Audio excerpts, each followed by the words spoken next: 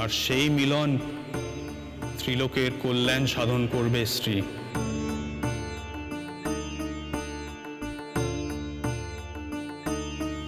তবে বিদায় দাও প্রভু,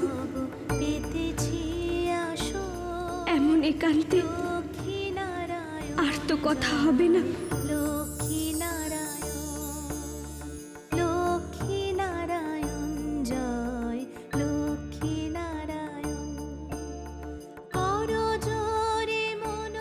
দেবী, এবার প্রস্তুত হও স্বর্গলোক ত্যাগ করার জন্য।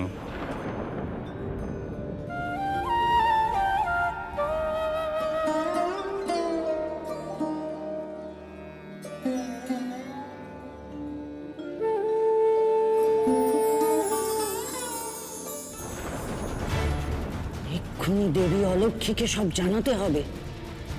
নারায়ণ আবার মিলনের কথা বলে গেলেন।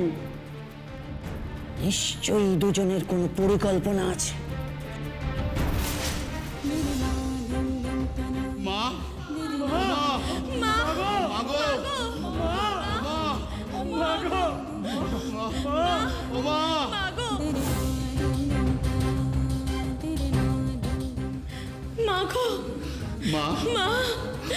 ও মা, আমরা যে অপরাধ করেছি তার শাস্তি দিচ্ছ?